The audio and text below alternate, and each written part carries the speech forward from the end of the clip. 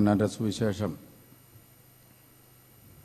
3-ാം അധ്യായത്തിന്റെ 14.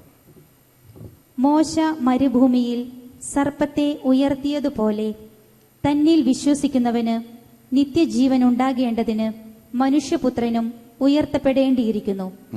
എന്തെന്നാൽ അവനിൽ വിശ്വസിക്കുന്ന ഏവനും നശിച്ചു പോകാതെ നിത്യജീവൻ പ്രാപിക്കുന്നതിനു വേണ്ടി തന്റെ ഏകജാതനെ നൽകാൻ തക്കവിധം ദൈവം ലോകത്തെ അത്രമാത്രം സ്നേഹിച്ചു. ദൈവം തന്റെ പുത്രനെ ലോകത്തിലേക്ക് അയച്ചത് ലോകത്തെ ശിക്ഷയ്ക്ക് വിധിക്കാനല്ല, പ്രത്യുത അവൻ വഴി ലോകം രക്ഷ പ്രാപിക്കാനാണ്. അവനിൽ വിശ്വസിക്കുന്ന ഒരുവനും ശിക്ഷയ്ക്ക് വിധിക്കപ്പെടുന്നില്ല. വിശ്വസിക്കാത്തവനോ ദൈവത്തിന്റെ ഏകജാതന്റെ നാമത്തിൽ വിശ്വസിക്കായക മൂലം നേരത്തെ തന്നെ ശിക്ഷയ്ക്ക് വിധിക്കപ്പെട്ടിരിക്കുന്നു. ഇതാണ് ശിക്ഷാവിധി. പ്രകാശം ലോകത്തിലേക്ക് വന്നിട്ടും മനുഷ്യർ പ്രകാശത്തേക്കാൾ അധികമായി അന്ധകാരത്തെ സ്നേഹിച്ചു. കാരണം അവരുടെ പ്രവൃത്തികൾ തിന്മ നിറഞ്ഞതായിരുന്നു. തിന്മ പ്രവർത്തിക്കുന്നവൻ പ്രകാശത്തെ വെറുക്കുന്നു. അവന്റെ പ്രവൃത്തികൾ വെളിപ്പെടാതിരിക്കുന്നതിന് അവൻ വെളിച്ചത്ത് വരുന്നുമില്ല. സത്യം പ്രവർത്തിക്കുന്നവൻ വെളിച്ചത്തിലേക്ക് വരുന്നു. അങ്ങനെ അവന്റെ പ്രവൃത്തികൾ ദൈവൈക്യത്തിൽ ചെയ്യുന്നവയെന്ന് വെളിപ്പെടുന്നു. പ്രിയമുള്ളവരെ, വളരെ പ്രധാനപ്പെട്ട ഒരു തിരുവചനമാണ് യോഹന്നാന്റെ സുവിശേഷം 3:16. അവിടെ പറയുകയാണ്, എന്തെന്നാൽ അവനിൽ വിശ്വസിക്കുന്ന ഏവനും നശിച്ചു പോകാതിരിക്കാൻ, എന്നിട്ട് നിത്യജീവൻ പ്രാപിക്കാൻ തന്റെ ഏകജാതനെ നൽകാൻ തക്കവിധം ദൈവം ലോകത്തെ അത്രമാത്രം സ്നേഹിച്ചു. ലോകത്തിലെ ഏറ്റവും വലിയൊരു സനാതന സത്യമാണ് ദൈവം മനുഷ്യനെ സ്നേഹിക്കുന്നു. എല്ലാ മതങ്ങളും ഇത് പ്രകാശിപ്പിക്കാൻ ശ്രമിക്കുന്നുണ്ട്. ദൈവം ലോകത്തെ സ്നേഹിക്കുന്നു, മനുഷ്യരെ സ്നേഹിക്കുന്നു. അതുകൊണ്ട് തന്നെ മനുഷ്യനെ സ്നേഹിക്കുന്നു എന്ന് വെളിപ്പെടുത്താൻ പരിശ്രമിച്ച് പരാജയപ്പെട്ടുകൊണ്ടിരിക്കുകയാണ് ഇന്ന് മതങ്ങൾ.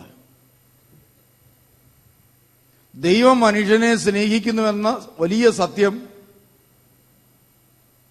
ലോകത്തിന് വെളിപ്പെടുത്താൻ ശ്രമിച്ച് പരാജയപ്പെട്ടുകൊണ്ടിരിക്കുകയാണ് ലോകത്തിലെ മനുഷ്യരിൽ പലരും.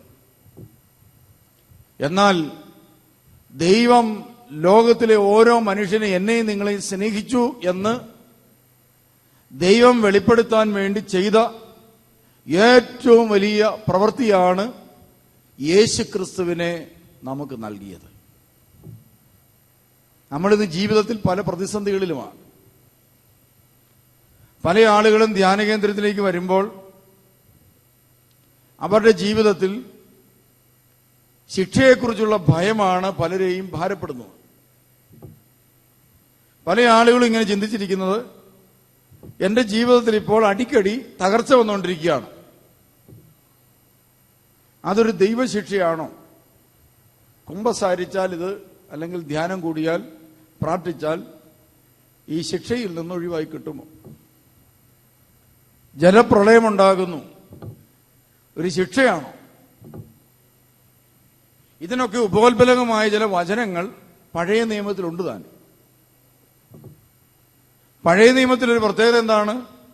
പ്രിയമുള്ളവരെ, തന്റെ ഏകജാതനെ ലഭിക്കാത്ത ഒരു സമൂഹം തിരിച്ചറിഞ്ഞ ദൈവിക സത്യങ്ങളാണ് പഴയ നിയമം എന്ന് പറയും. പുതിയ നിയമം എന്ന് പറയുന്നത് പുതിയ നിയമത്തിന്റെ നിഴലാണ് പഴയ നിയമം. അതുകൊണ്ട് പഴയ നിയമകാലത്ത് പല ശിക്ഷയെക്കുറിച്ചും പറയുന്നുണ്ട്. ഉദാഹരണത്തിന്, നോഹയ്ക്കൊരു തലയ്ക്കകത്തൊരു വെളിച്ചം കിട്ടി. എന്തായിരുന്നു വെളിച്ചം? നോഹയുടെ തലയ്ക്കകത്തൊരു വെളിച്ചം കയറി. എന്തായിരുന്നു ആ വെളിച്ചം? ആർക്കും കിട്ടാത്തൊരു വെളിച്ചം. എന്തായിരുന്നു നോഹയ്ക്ക് വെളിച്ചം കിട്ടിയത്? താമസിയാതെ പ്രളയമുണ്ടാകും, അതുകൊണ്ട് പെട്ടകമുണ്ടാക്കി അതിനകത്ത് കയറണം. ഇത് ശിക്ഷയാണോ രക്ഷയാണോ? ഏതാ? ഒരു മനുഷ്യന് തലയ്ക്കകത്തൊരു വെളിച്ചം ഉണ്ടായി. ഒരു ദിവസം മഴയില്ലാത്തൊരു കാലത്ത് ഒരു മനുഷ്യനൊരു വെളിച്ചം കിട്ടുകയാണ്. ഒരു പ്രളയമുണ്ടാകും, ആ പ്രളയത്തിൽ നിന്ന് രക്ഷപ്പെടാൻ ഒരു പെട്ടകമുണ്ടാക്കി അതിനകത്ത് കയറണം. ഇത് രക്ഷയാണോ ശിക്ഷയാണോ? രക്ഷ. എന്നാൽ പ്രിയമുള്ളവരെ, നോഹയുടെ സംഭവം ഉൽപ്പത്തി പുസ്തകത്തിൽ വായിക്കുമ്പോൾ നമ്മൾ എന്താണ് മനസ്സിലാക്കുന്നത്? പുതിയ നിയമം ഇല്ലാത്ത ഒരു ബൈബിൾ എടുത്ത് നോക്കുക. അതിനകത്ത് ഇത് ശിക്ഷയായിട്ടാണോ രക്ഷയായിട്ടാണോ പറഞ്ഞിരിക്കുന്നത്? എന്താ പറഞ്ഞിരിക്കുന്നത്? ശിക്ഷ. ഒരു മനുഷ്യന്റെ തലയ്ക്കകത്ത് ഒരു വെളിച്ചം കയറിയിരിക്കുകയാണ്. ഇതാ ഒരു പെട്ടകം ഉണ്ടാക്കി അതിനകത്ത് കയറുക, രക്ഷപ്പെടുക. അയാളൊരു പെട്ടകം ഉണ്ടാക്കി, അയാൾ അതിനകത്ത് കയറി, അയാൾ രക്ഷപ്പെട്ടു. ഈ വെളിച്ചം കിട്ടാതെ പോയ മനുഷ്യന്റെ ഇരുട്ട്, മഴ പെയ്തു, വെള്ളപ്പൊക്കമുണ്ടായി, അതിനകത്ത് കുറെ മനുഷ്യർ മരിച്ചു. പെട്ടകത്തിനകത്ത് ഇരിക്കുന്ന മനുഷ്യൻ, പെട്ടകത്തിൽ പുറത്തു കിടക്കുന്ന മനുഷ്യനെ കുറിച്ച് പറയുകയാണ്, അവൻ ശിക്ഷിക്കപ്പെട്ടു. ആരാ ശിക്ഷിച്ചത്? ആരാ ശിക്ഷിച്ചത്? ആരാ ശിക്ഷിച്ചത്? മഴ. മഴയും വെള്ളപ്പൊക്കവുമാണ് അയാളെ ശിക്ഷിച്ചത്. നമ്മൾ പറയുകയാണ്, നോഹയുടെ പെട്ടകത്തിനകത്ത് ഇതുകൊണ്ട് പറയണം, അവരെ ശിക്ഷിച്ചു.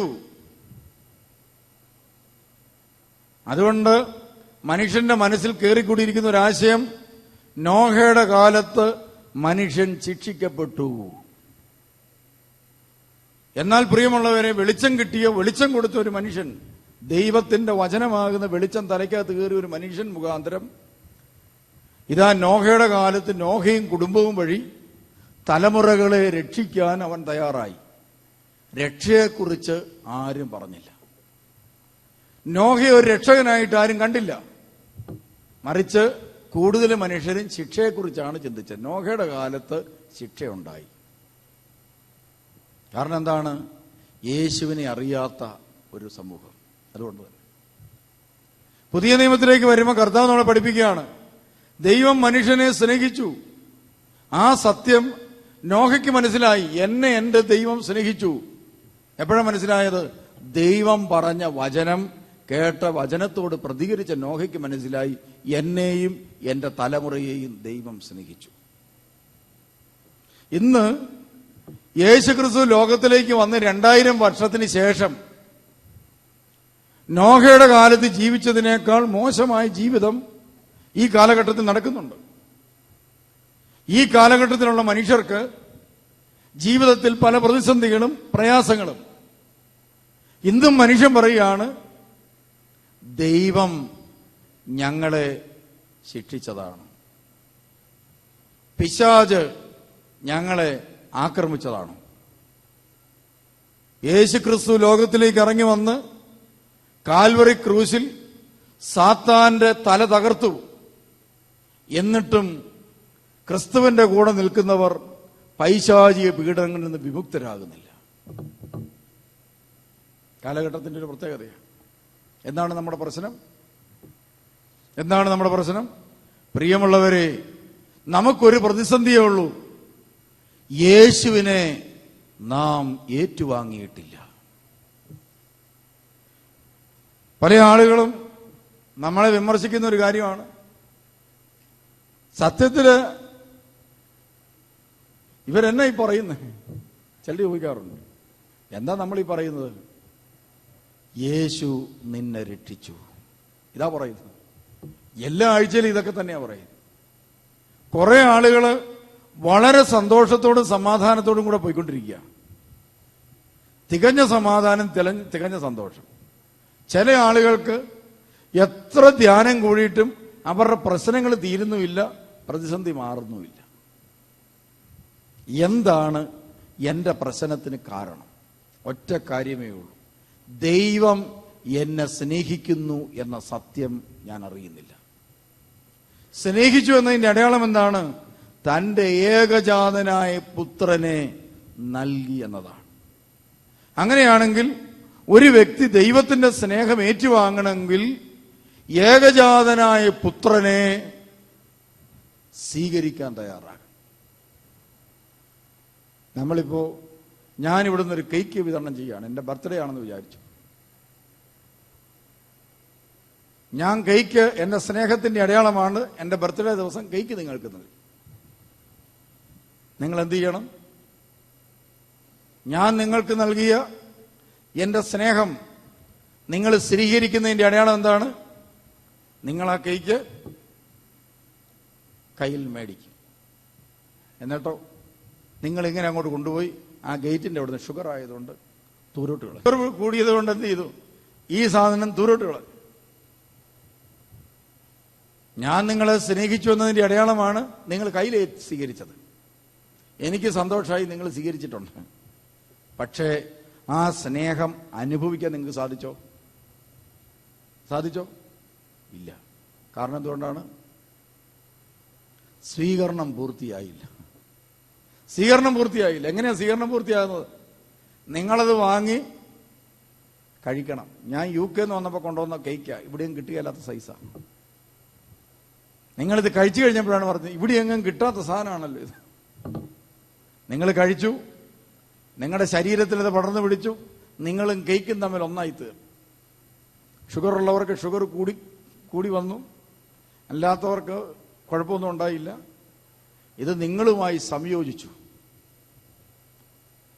സംയോജിച്ചു കഴിഞ്ഞപ്പോൾ പ്രിയമുള്ളവരെ, നിങ്ങൾ പറഞ്ഞു നല്ല കേക്കായിരുന്നു. എന്നാൽ ആ കേക്ക് UK കൊണ്ടുവന്ന് 1 മാസം കഴിഞ്ഞു. കേക്ക് കേടുവന്നു. നിങ്ങളോടുള്ള സ്നേഹത്തെ പ്രതി ഞാൻ ഈ കേക്ക് മുറിച്ചു തന്നു. നിങ്ങളത് കഴിച്ചു. നിങ്ങൾക്ക് വയറ്റിളക്കം വന്നു. വിചാരിച്ചു സ്വീകരിച്ചതിന്റെ ഒരു പരിണിത ഫലമാണ് നിങ്ങൾക്കുണ്ടായ രോഗം. അതും പ്രകടമായി. അങ്ങനെയാണെങ്കിൽ ഒരു കാര്യം സ്വീകരിച്ചു കഴിഞ്ഞാൽ എന്തെങ്കിലും ഒരു പ്രകടമായ ലക്ഷണം ഉണ്ടാവും. സാധനം അഴുക്കാണെങ്കിൽ രോഗം ഉണ്ടാകും. സാധനം നല്ലതാണെങ്കിൽ 1/2 കിലോയും കൂടെ ചിലപ്പോൾ കൂടിയെന്നിരിക്കും. കഴിക്കുന്നതിൻ്റെ അനുസരിച്ച് നമ്മുടെ ശരീരത്തിൽ അത് പ്രയോജനപ്പെടും. അങ്ങനെയാണെങ്കിൽ യേശുവിനെ സ്വീകരിച്ചു എന്ന് പറഞ്ഞാൽ അതിൻ്റെ അർത്ഥം എന്താ? കഴിക്കുന്നതനുസരിച്ചുള്ള ഒരു ലക്ഷണം, സ്വീകരിച്ചതനുസരിച്ചുള്ള ലക്ഷണം നമ്മളിൽ പ്രകടമാകണം. അങ്ങനെയാണെങ്കിൽ പിതാവായ ദൈവം യേശുവിനെ തന്നു എന്ന് പറഞ്ഞാൽ യേശുവിൻ്റെ ദൈവത്തിൻ്റെ സ്നേഹം സ്വീകരിച്ച ഒരു വ്യക്തിയുടെ ലക്ഷണം എന്തായിരിക്കും? യേശുവിൻ്റെ സ്വഭാവം അവനുണ്ടാകുക. യേശുവിൻ്റെ തിരുവചനങ്ങൾ സ്വീകരിക്കുക. അതിലൂടെ ആ വചനത്തിനനുസരിച്ച് ജീവിതത്തെ ക്രമീകരിക്കുക. അതിന് പറയുന്ന പേരാണ് വീണ്ടും ജനനം. വചനം പാലിക്കുക. അങ്ങനെ തിരുവചനം പാലിച്ചു കഴിയുമ്പോൾ പ്രിയമുള്ളവരെ, ആ തിരുവചനത്തിൽ പറഞ്ഞിരിക്കുന്ന ദൈവിക അനുഗ്രഹം ആ വ്യക്തിക്ക് കിട്ടും. ഇപ്പൊ 2000 വർഷം മുമ്പാണ് യേശു മനുഷ്യനായി തീർന്നത്. ഇപ്പൊ എങ്ങനെ സ്വീകരിക്കുന്നത്? ഇതാ പ്രിയമുള്ളവരെ, നാം യേശുവിനെ സ്വീകരിച്ചു എന്നതിന്റെ അടയാളമാണ് സഭ. യേശുവിന്റെ ശരീരമാകും സഭ. നമ്മളിപ്പോ സഭയിലായിട്ടുണ്ട്. ഇനി സഭയിലുള്ള ഞാൻ യേശുവിനെ സ്വീകരിച്ചു എന്നതിന്റെ അടയാളം എന്താണ്? എന്റെ ജീവിതത്തിലെ കൂദാശകളോട് ഞാൻ കാണിക്കുന്ന വിശ്വസ്തത. എന്റെ സഭയിലൂടെ എനിക്ക് നൽകിയിരിക്കുന്ന ദൈവവചനങ്ങളാണ് കൂദാശകൾ ഓരോന്നും. വിശുദ്ധ കുർബാന ഒരു കൂദാശയാണ്. ആ കൂദാശയിലൂടെ യേശു ക്രിസ്തു വെളിപ്പെടുകയാണ്. എന്താണ് വെളിപ്പെടുന്നത്? ഇതെന്റെ ശരീരമാണ്, നിങ്ങൾ വാങ്ങി ഭക്ഷിപ്പീൻ. ആ സ്നേഹം അനുഭവിച്ച ഒരു വ്യക്തി ചെയ്യേണ്ട കാര്യം എന്താണ്? യേശുവിന്റെ മിഷൻ ഏറ്റുവാങ്ങുക. മിഷൻ അതെന്താണ്? മറ്റുള്ളവരോട് നമ്മൾ പറയും ഇതെന്റെ ശരീരമാണ്, നിങ്ങൾ വാങ്ങി ഭക്ഷിക്കുക എന്ന് പറഞ്ഞാൽ നമ്മുടെ മാംസരക്തങ്ങളുടെ വില നമ്മൾ മറ്റുള്ളവർക്കായി പങ്കുവെക്കുക.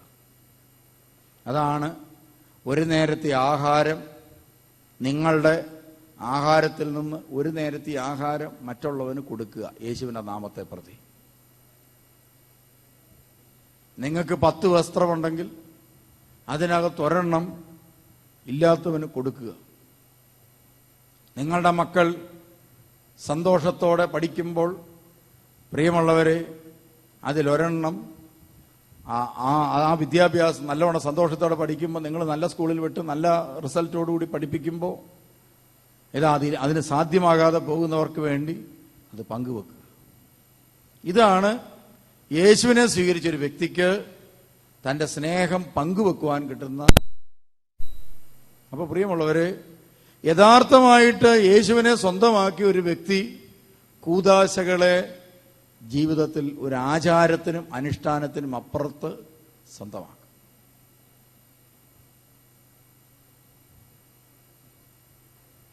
എന്ന് പറഞ്ഞ് നിങ്ങൾ ഭക്ഷണം കഴിക്കരുതെന്ന് അർത്ഥമില്ല. നിങ്ങൾക്ക് കിട്ടിയതനുസരിച്ച് നിങ്ങൾ കഴിക്കുകയും കുടിക്കുകയും ഒക്കെ ചെയ്യണം. പക്ഷേ ആ ഭാഗത്ത് ഇതാ നിങ്ങൾക്ക് ചുറ്റുപാടുമുള്ളവരെ കൂടി നിങ്ങൾ ഓർക്കണം. ഇനി കുമ്പസാരം എന്ന കൂദാശ, ഇതാ ഈ കൂദാശയിലൂടെ യേശു തന്റെ പാപമോചനം നമുക്ക് നൽകുകയാണ്.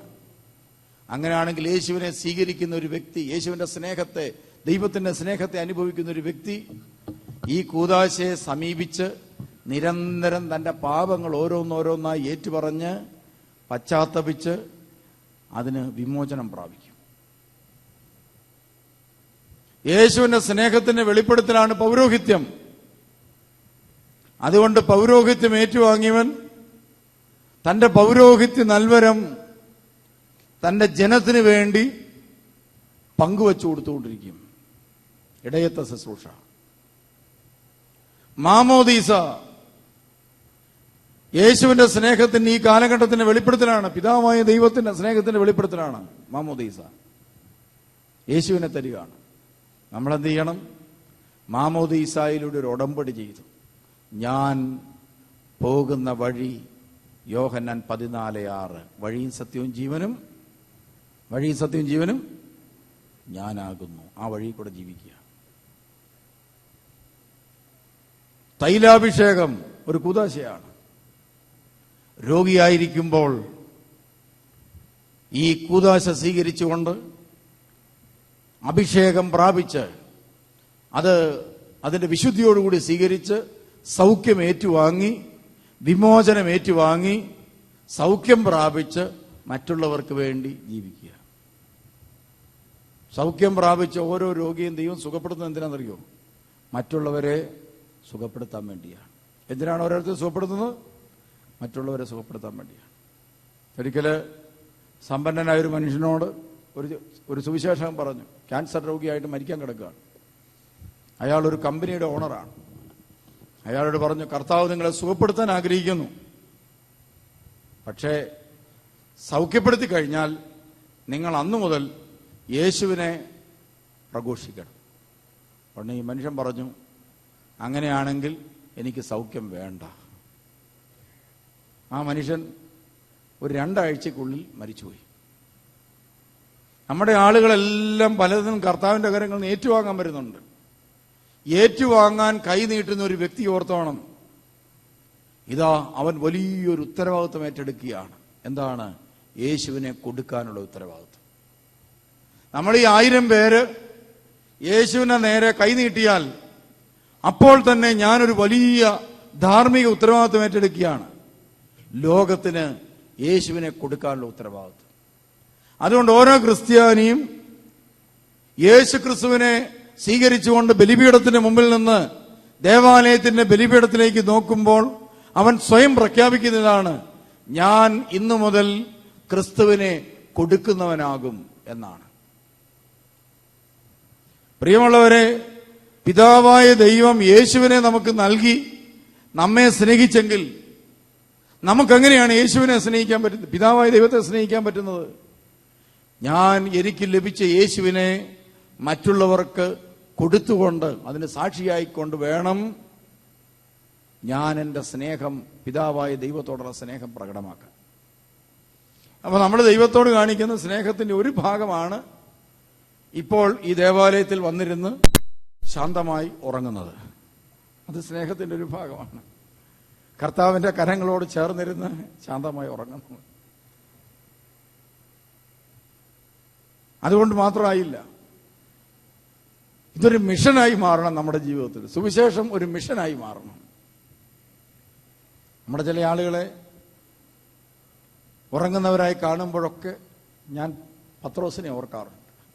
കർത്താവ് ഗെത്സമന തോട്ടത്തിൽ പ്രാർത്ഥിച്ചുകൊണ്ടിരുന്നപ്പോൾ പ്രിയമുള്ളവരെ ഒരു മില്ല് ഓണാക്കിയതുപോലെയുള്ള ഒച്ച കേട്ടു. അപ്പൊ കർത്താവ് ഓർത്ത് പാതിരാത്രിക്ക് ആരാടാ ഈ അരി പൊടിക്കുന്നതെന്ന് ഓർത്ത്. കർത്താവ് ഇറങ്ങി വരുമ്പോഴാണ് അറിയുന്നത് പത്രോസ് മാത്രമല്ല, ബാക്കി 12 അപ്പോസ്തലന്മാരിൽ 11 പേരും എന്ത് ചെയ്തുകൊണ്ടിരിക്കുക? ഉറങ്ങുകയാണ്. ഒരാൾക്ക് മാത്രം ഉറക്കമില്ല. കാര്യം എന്താണ്? അയാൾ യേശുവിനെ ഒറ്റിക്കൊടുക്കാൻ തീരുമാനിച്ചിരിക്കുക. അതുകൊണ്ട് പുള്ളിക്ക് മാത്രം ഉറക്കമില്ല.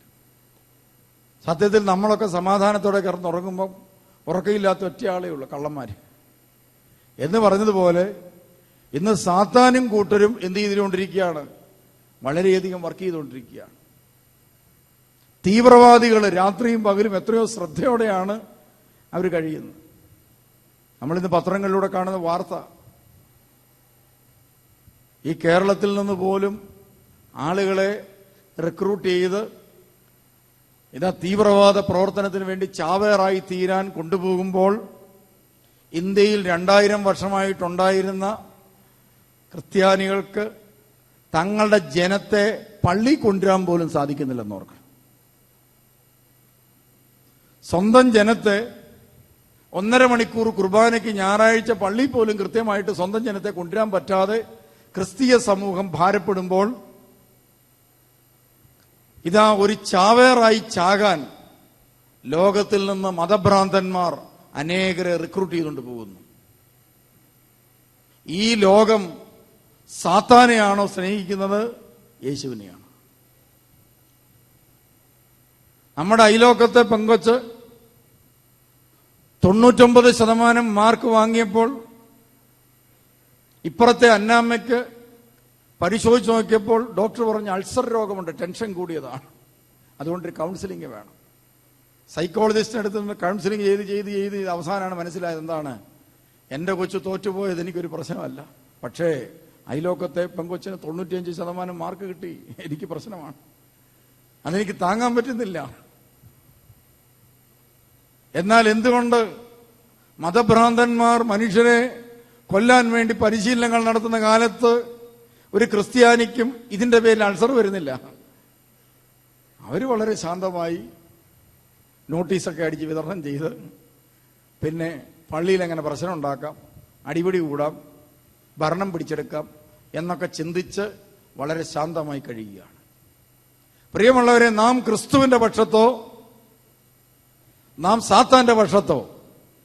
നമ്മുടെ ഈ ആത്മീയ മന്ദതയുടെ പിന്നിൽ ദൈവമോ പിശാചോ? കൂദാശകളോടും സഭയോടും ദൈവവചനത്തോടും നമുക്ക് നഷ്ടപ്പെട്ടു പോയ തീവ്രത നഷ്ടപ്പെട്ടു പോയതിന്റെ പിന്നിൽ സാത്താനാണോ പരിശുദ്ധാത്മാവാണോ? നിങ്ങൾ ചിന്തിച്ചേ. അപ്പോൾ നാം പോലും അറിയാതെ നമ്മളെ ഗ്രസിച്ചിരിക്കുന്ന ഒരു പ്രത്യേക പൈശാചിക ശക്തിയുടെ സ്വാധീനത്തിലാണ് ഞാനും നിങ്ങളിപ്പോൾ ജീവിക്കുന്നത്. അതുകൊണ്ടാണ് ക്രിസ്തുവിന് വേണ്ടി ആളിക്കത്തുവാൻ ക്രിസ്ത്യാനിയെ കൊണ്ടാവാത്തത്. അതൊരു ബന്ധനമാണ്, പൈശാചിക പീഡനം തന്നെയാണ്. നമ്മളൊന്ന് ആലോചിച്ച് നോക്കി, ആദിമ ക്രൈസ്തവ സമൂഹത്തിൽ പരിശുദ്ധാത്മാവിന്റെ ശക്തി നിറഞ്ഞ ജനം ഒന്നിച്ചുകൂടി അവരെന്ത് ചെയ്തു? തങ്ങൾക്കുണ്ടായിരുന്നോ പങ്കുവച്ചു. അവർ താല്പര്യത്തോടെ ദേവാലയത്തിൽ ഒന്നിച്ചുകൂടി. അവർ അപ്പം ഞുറുക്കി എന്നൊക്കെ പറഞ്ഞാൽ അതിന്റെ അർത്ഥം എന്താ? തങ്ങളുടെ ശരീരത്തിന്റെ ഭാഗമായി മറ്റുള്ളവരെ അംഗീകരിച്ചു എന്നാണ് അപ്പം മുറിച്ചു എന്ന് പറഞ്ഞതിന്റെ അർത്ഥം. ഒരു ശരീരത്തിന്റെ ഭാഗമായി മറ്റുള്ളവരെ കണ്ടു, അതാണ് അപ്പം മുറിക്കുക എന്ന് പറഞ്ഞത്. അങ്ങനെ ഒരു വലിയ സ്നേഹത്തിന്റെ ഒരു ചങ്ങലയാണ് ആദിമ നൂറ്റാണ്ടിലുണ്ടായത്. ഇന്ന് അവരവർക്ക് അവരവരുടെ കാര്യം, എൻ്റെ കാര്യം എങ്ങനെയെങ്കിലും നടക്കണം. ലൈൻ നിൽക്കുമ്പോൾ പോലും ഞാൻ ശ്രദ്ധിക്കാറുണ്ട് ഇവിടെ പ്രാർത്ഥിക്കാനായിട്ട്. ഒരു രോഗിയായ ആള് നിൽക്കുകയാണെങ്കിൽ, എന്നാ അന്നാമ്മേ നീ ആ മേലാത്ത കൊച്ചിനെയും കൂടെ പ്രാർത്ഥിച്ചിട്ട് പോകും, ഞാൻ പുറകോട്ട് ഇറങ്ങി നിന്നേക്കാമെന്ന് പറയുന്നവരുടെ എണ്ണം വളരെ കുറവ്. ധ്യാനകേന്ദ്രത്തിൽ പോലും അനുഗ്രഹം വാങ്ങിക്കാൻ നിൽക്കുമ്പോൾ നമ്മളിൽ പലരും എന്താണ്, ഒരു രോഗി വന്നിട്ടുണ്ട് അവരെ ഇങ്ങോട്ട് കയറ്റിവിട്ടെ എന്ന് പറഞ്ഞ് ആരും തൻ്റെ കൂടെയുള്ള ഒരു സഹപ്രവർത്തകനെ സഹായിച്ച് പലപ്പോഴും കാണുന്നില്ല. അവരെല്ലാം അല്ലയോ ഇങ്ങനെ ചിന്തിക്കുകയാണ്. ഇതാ അങ്ങ് മാവേലിക്കരയിൽ നിന്ന് വന്ന ഒരു സഹോദരനാണ്, ഞാനിവിടെ അപ്പുറത്ത് 7-ാം മൈലിൽ നിന്ന് വന്നതാണ്, അതുകൊണ്ട് മാവേലിക്കരക്കാരൻ വന്നിട്ട് പോട്ടെ, നമുക്കെന്തെങ്കിലും തോന്നിയിട്ടുണ്ടോ? തോന്നുന്നില്ല. കാരണം എന്താ? നമ്മളിൽ ക്രിസ്തു ജ്വലിക്കുന്നില്ല. നമ്മൾ ക്രിസ്തു ജ്വലിക്കുന്നില്ല. അപ്പൊ പ്രിയമുള്ളവരെ, നമ്മളിൽ ക്രിസ്തുവിന്റെ സ്നേഹം ഉജ്ജ്വലിപ്പിക്കണം. നമുക്ക് നമ്മളെക്കുറിച്ച് ചിന്തിക്കുന്നതിനപ്പുറത്ത് നമുക്ക് ചുറ്റുപാടുമുള്ളവരിലേക്ക് നമ്മുടെ ചിന്ത ഒഴുകണം. അപ്പോൾ ഇവിടെ പറയുകയാണ്, ഇതാ ദൈവം എന്നെ സ്നേഹിച്ചു എന്നതിന്റെ അടയാളം ദൈവം എനിക്ക് നൽകിയിട്ടുള്ള ക്രിസ്തുവാണ്. അതിലൊന്ന് വേദപുസ്തകം, സ്നേഹിച്ചതിന്റെ അടയാളം ബൈബിൾ. 2 കൂദാശകൾ, 3 സഭ, പിന്നെ സഭയുടെ നിയമങ്ങൾ, ദൈവത്തിന്റെ കൽപ്പനകൾ. ഇത്രയും കാര്യം നമുക്ക് നൽകി നാം സ്നേഹം ആസ്വദിക്കുന്ന വ്യക്തിയാണെങ്കിൽ ഇത് ഓരോന്നോരോന്നായി നമ്മൾ എന്ത് ചെയ്യും? സ്വന്തമാക്കാൻ തുടങ്ങും. ഇത് സ്വന്തമാക്കുന്നതോടുകൂടി കർത്താവ് പറയുകയാണ്, ഇതാ ശിക്ഷാവിധിയിൽ നിന്ന് പുതിയ വെളിച്ചത്തിലേക്ക് നീ വരും. എന്നിട്ട് ഒരു വചനം കൂടെ കർത്താവ് ആ സമയത്ത് പറഞ്ഞു, ഇതാണ് ശിക്ഷാവിധി. ഏതാണ്? യേശുവാകുന്ന പ്രകാശം, വചനമാകുന്ന പ്രകാശം ലോകത്തിലേക്ക് വന്നിട്ട് വേദപുസ്തകം തുറക്കാത്തതാണ് ശിക്ഷാവിധി. കടുത്ത കടബാധ്യതയിൽപ്പെട്ട ഒരു മനുഷ്യൻ എന്നെ കാണാൻ വേണ്ടി വന്നു. കടുത്ത കടബാധ്യത. ആ മനുഷ്യൻ എല്ലാ പുസ്തകങ്ങളും വായിച്ചിട്ടുണ്ട്.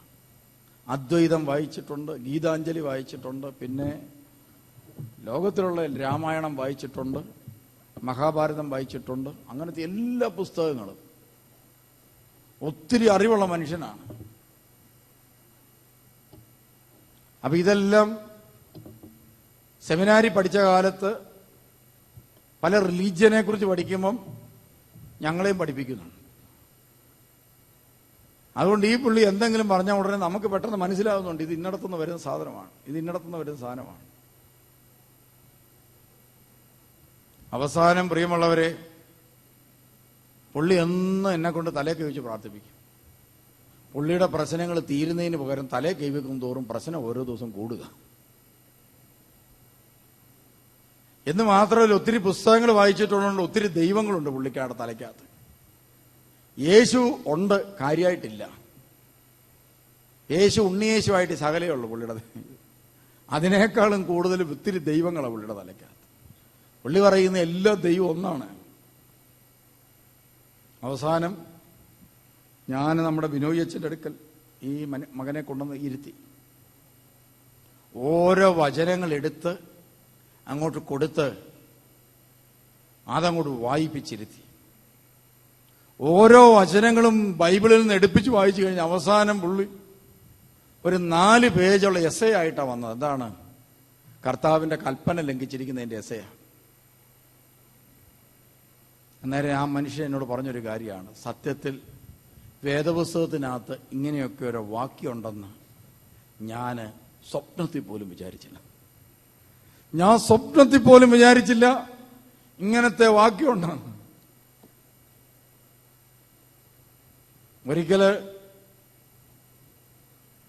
ഞാൻ വളരെ പ്രഗത്ഭനായ ഒരു അച്ഛനോട് പറഞ്ഞു, വിഗ്രഹങ്ങൾക്ക് അർപ്പിച്ച ഭക്ഷണ സാധനങ്ങൾ കഴിക്കരുത്. ഉടനെ അച്ഛനോട് പറഞ്ഞു, വിശുദ്ധ കുർബാന അനുഭവിക്കുന്ന എനിക്ക് ഏത് ഭക്ഷണ സാധനം കഴിച്ചാലും ഒന്നും സംഭവിക്കുക എന്നുള്ള വിശ്വാസം എനിക്ക് വേണം. ഞാൻ പറഞ്ഞത് കറക്റ്റാണ്. എന്നിട്ട് ഞാൻ ബൈബിൾ എടുത്തു കൊടുത്തു. അതിനകത്തൊരു വാക്യം എടുത്തങ്ങോട്ട് കൊടുത്തു. ഞാൻ ആരോഗ്യമുള്ള ഒരു ശരീരത്തിന്റെ ഉടമയാണ്. ഒരു വിഷം കഴിച്ചാലും എനിക്കൊന്നും സംഭവിക്കുകയില്ല എന്ന് അച്ഛന് തോന്നുന്നുണ്ട്. എത്ര ആരോഗ്യമുള്ളവൻ വിഷം കഴിച്ചാലും മതി.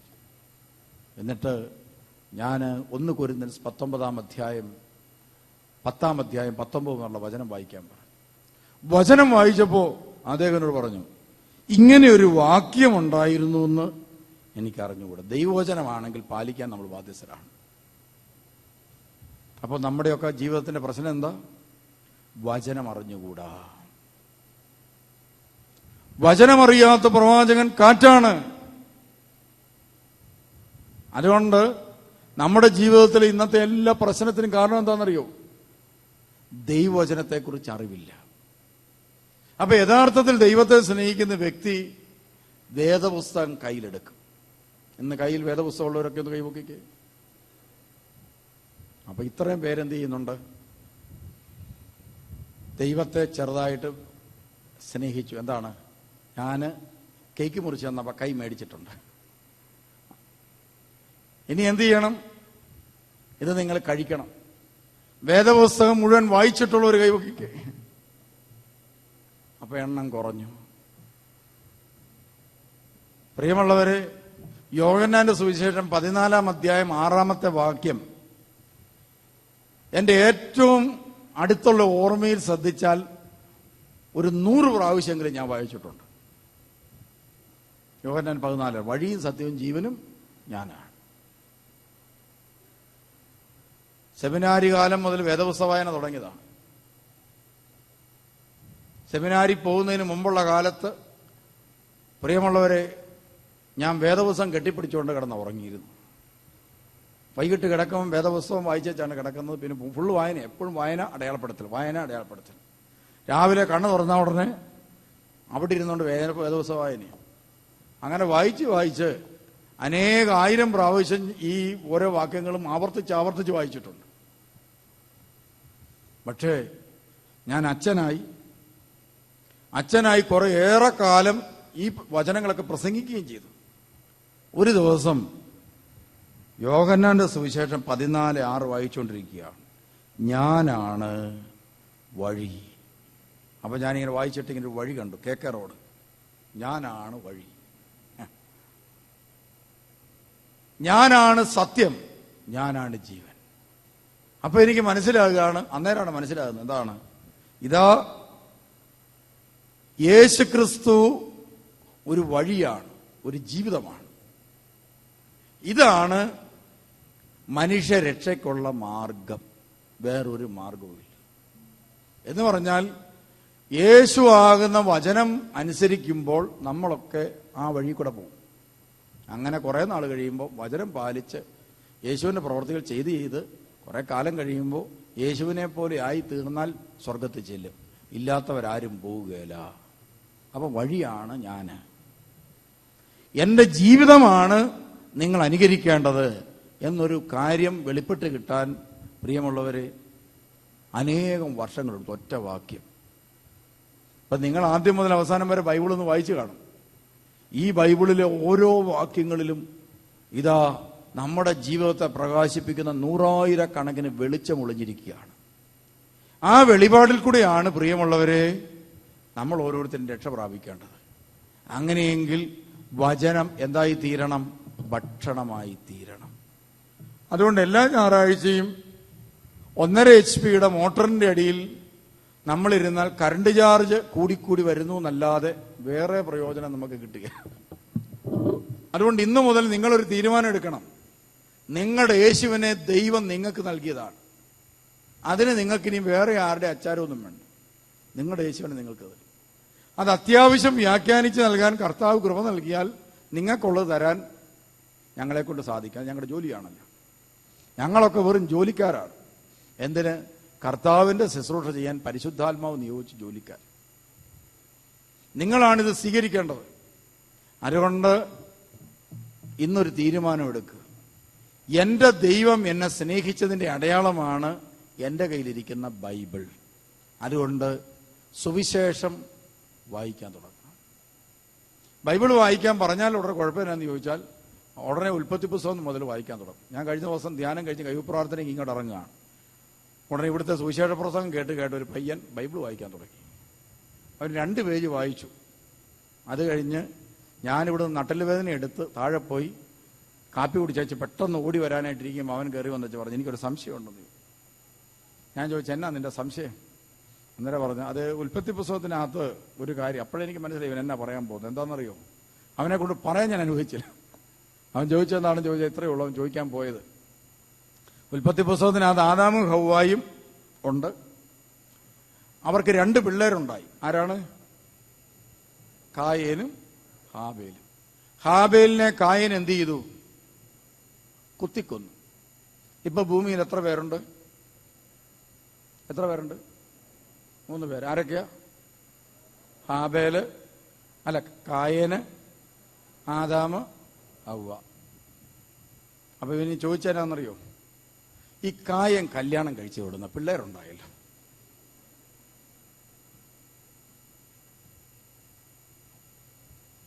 ഇതാണ് ഇവൻ ആദ്യം ചോദിക്കാൻ പോകുന്നത്. ഒരു പെങ്കൊച്ചൊരിക്കൽ ഇവിടെ വന്നുകൊണ്ട് ധ്യാനം കൂടിക്കൊണ്ട് ഇവിടെ ഞെളിവിരി കൊള്ളുക. അവിടെ മുഖം ഒരു കൊട്ടയുണ്ട്. ധ്യാനം പുരോഗമിച്ചിട്ട് ഇവക്ക് സന്തോഷമില്ല.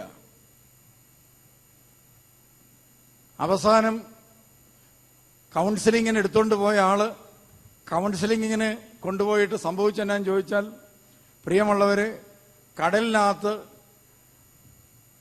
ഈ ചൂണ്ടയിട്ടിട്ട് തിമിംഗലം കൊത്തിയ പോലത്തെ അവസ്ഥയായിപ്പോയി. ഇവർക്കൊട്ട് വലിക്കാനും മേലെ വള്ളം പൊങ്ങുന്ന അവസ്ഥയായി. അങ്ങനെ വേർത്ത് വിളിച്ചൊരു കൗൺസിലർ ഈ പുള്ളിക്കാരത്തെയും കൊണ്ട് കുര്യനച്ഛൻ്റെ അടുക്കച്ചു. കുര്യനച്ഛൻ ഒരു ചൂണ്ട ഇട്ട് നോക്കി, ആ ഇരയും വിഴുങ്ങി. അവസാനം അച്ഛൻ ചൂണ്ട അങ്ങ് വിട്ടേച്ചു. ആ ചൂണ്ടയും കൊണ്ട് പുള്ളിക്കാരത്തി എൻ്റെ അടുക്ക വന്നിരിക്കുക. എനിക്കൊരു സംശയം വേറൊന്നുമല്ല, നമ്മൾ ഇത്രയും കാലം വിശ്വസിച്ച ഒരു സാധനമാണ് ഈ വേദപുസ്തകം. ശാസ്ത്രം വളരുന്നു, സാങ്കേതിക വിദ്യകൾ വളരുന്നു. ഇത് വളർന്ന് ചില സത്യങ്ങൾ ഓരോ ദിവസവും ഓരോ സത്യം വെളിപ്പെടുകയാണ്. അങ്ങനെ എങ്ങാനും ചില സത്യങ്ങൾ വെളിപ്പെട്ടിട്ട് നമ്മുടെ ഈ വേദപുസ്തകം കള്ളത്തരമാണെന്നെങ്ങാനും ബോധ്യപ്പെട്ട നമ്മുടെ കാര്യം എന്താ? ഞാൻ പറഞ്ഞ നിനക്ക് കുഴപ്പമൊന്നും വരികയില്ല, ഞങ്ങളുടെ കാര്യമാണ് പോക്കടിക്കുക.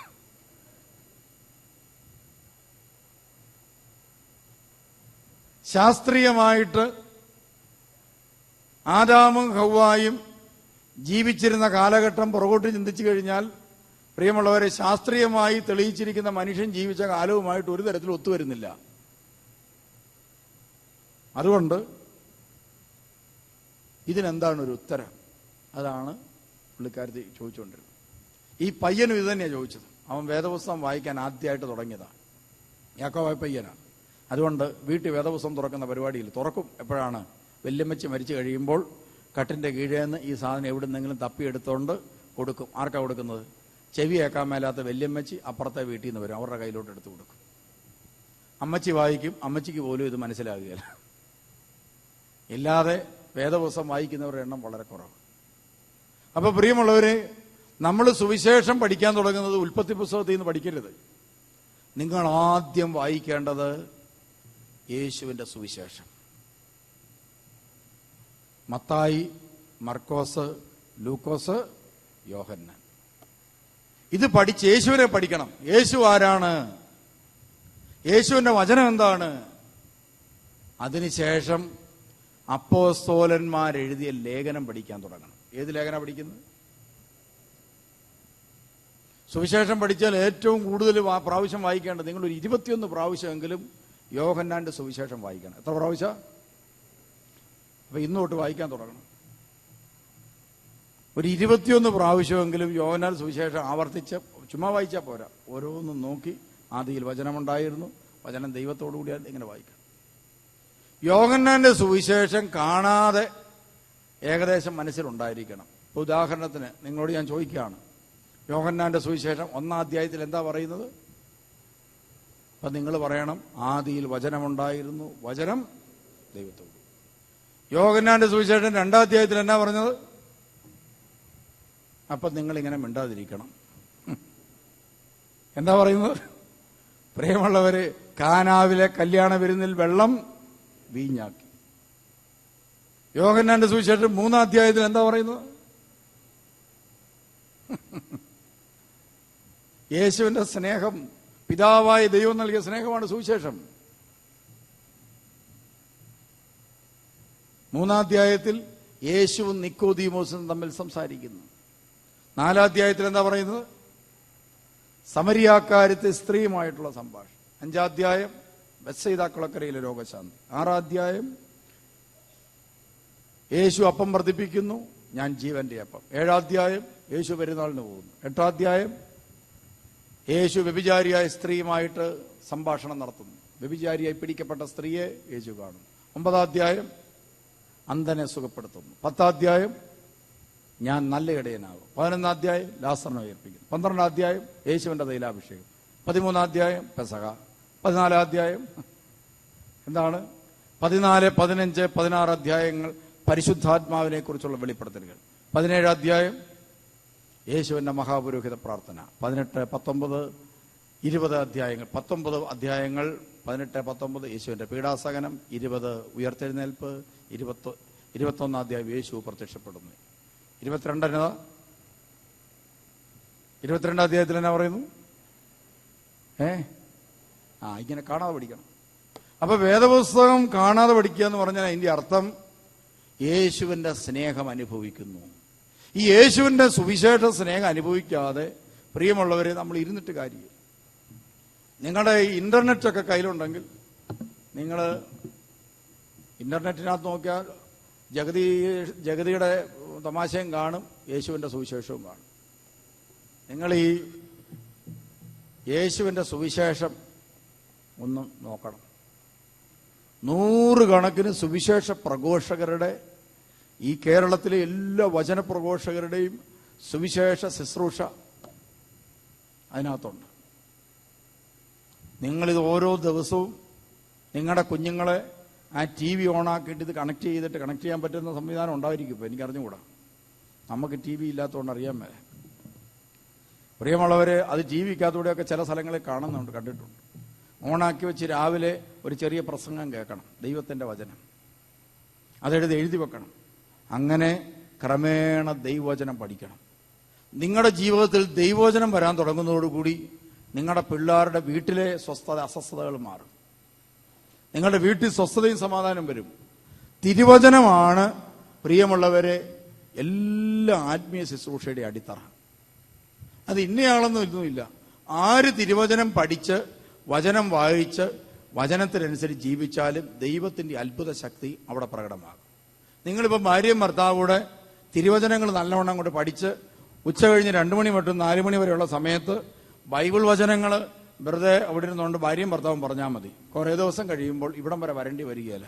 നിങ്ങൾ ആ മാലത്തെത്തുമ്പോൾ തന്നെ അത്ഭുതം നടക്കും. കാരണം എന്താ? വചനം പാലിക്കുന്നൊരു വീട് അവിടെ ഉണ്ടെങ്കിൽ അത്ഭുതങ്ങൾ നടക്കും.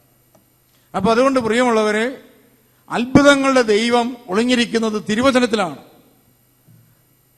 രക്ഷയുടെ സ്നേഹം ഒളിഞ്ഞിരിക്കുന്നത് വേദപുസ്തകത്തിലാണ്, ബൈബിളിലാണ്. അതുകൊണ്ട് യേശുവിന്റെ സുവിശേഷം ഹൃദയത്തിൽ ഏറ്റുവാങ്ങാതെ പിതാവായ ദൈവം നമുക്ക് നൽകിയ രക്ഷ അനുഭവിക്കാൻ ഒരിക്കലും നമുക്ക് സാധിക്കുകയില്ല. അതുകൊണ്ട് നമുക്ക് നമ്മളെ ഒന്ന് വിട്ടുകൊടുക്കാം, നമുക്കൊന്ന് എഴുന്നേറ്റ് നിൽക്കാം. ഒരു നിമിഷം ഒന്ന് കണ്ണുകൾ അടച്ച് നമുക്കൊന്ന് പ്രാർത്ഥിക്കാം.